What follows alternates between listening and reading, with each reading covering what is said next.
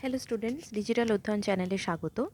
আজকে ক্লাস 9-এর বাংলার ধীবর বৃত্তান্ত যে নাট্যাংশ, তার প্রধান চরিত্র ধীবর, সেই ধীবরের চারিত্রিক বৈশিষ্ট্য নিয়ে আলোচনা করব। মানে 5 নম্বরের উত্তরটা তোমরা কিভাবে সাজিয়ে লিখবে।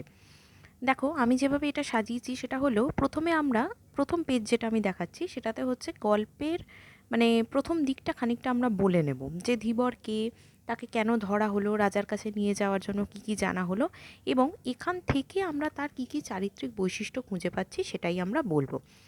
নিচে দাগ দেওয়া যে জায়গাগুলো আছে, মানে আন্ডারলাইন করা জায়গাগুলো দেখো, এক একটা আমরা চারিত্রিক বৈশিষ্ট্য পাচ্ছি। যেমন কথোপকথনে সে বিনয়ভাব বজায় রেখেছে, অতএব ধীবরের প্রথম চরিত্রটাই আমরা ধরে নেব সে বিনয়ী।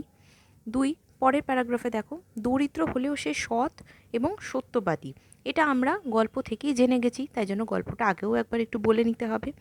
আর পরের প্যারাগ্রাফে দেখো, তার কথায় সততার লক্ষ্য করি। তার কথায় সততা মানে হচ্ছে কি, সেই লোকটা সৎ, সেটা আমরা বলেই দিচ্ছি।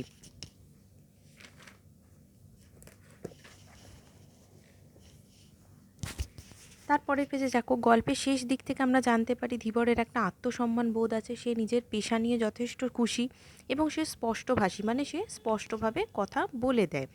আর শেষের দিকে দেখো, প্রতিহিংসা বজায় না রেখে উদার মানসিকতার পরিচয় আমরা পেয়ে থাকি ধীবরের থেকে। কেন পেয়ে থাকি? কারণ গল্পের শেষের দিকে আমরা দেখেছি যে মূল্যটা সে পেয়েছে, যে রাজার থেকে অর্থমূল্য, তার অর্ধেক সে দিয়ে দিয়েছে। এই হলো ধীবরের চারিত্রিক বৈশিষ্ট্য। এর মাধ্যমেই আমরা কিন্তু 5 নম্বরের উত্তরটা তৈরি করে নিতে পারবো।